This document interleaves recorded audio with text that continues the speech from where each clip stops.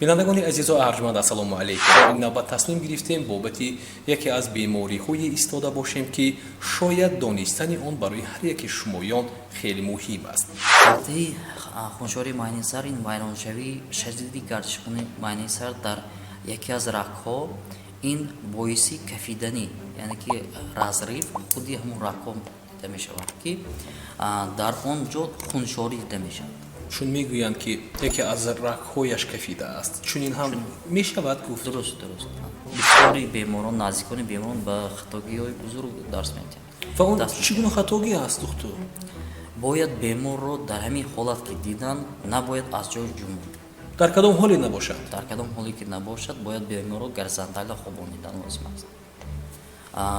در سری بیمار 30 گرادوس یعنی که بالشت یا یگان چیز مونده با پهلو خواباندن حتما به بیمار بردن نکن، چون که در طبابتی حاضر زمان داروهایی هستند که برای ترومبولیزیس میگن، برای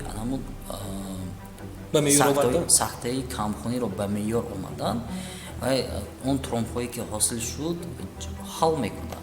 سبب پیدایش این بیماری از کجا سر میزنند؟ بعضا بیماری هایی هستند که از نسل به نسل میآیند. آدم هایی که مثلا فربهی دارد گفته باید حتما داروهای خونسوی خنک یگان خیلی بیماری داشته نباشه نه خوردنشون نکار، چون که ایسابی که گرمان که ایواز می شود، ایسابی که سین و سال که کلام می شود خونی آدم غوث می شود. باید حتما داروهای خونسوی خنک خورده. ما دکتر میتوانیم گفت که فراموش خاطری رو هم یک نمودی بیماری نامید یا اشتباه میکنیم یا بیماری نیست فراموش خاطری؟ فراموش خاطری این ایسابی بسیار عصبانیت می شود. این یک علامتی مثلا عصبانیت، عصب ضعیفی باید توبت کرد.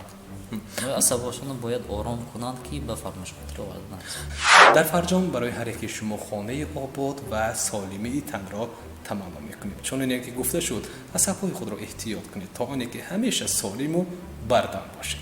خیر.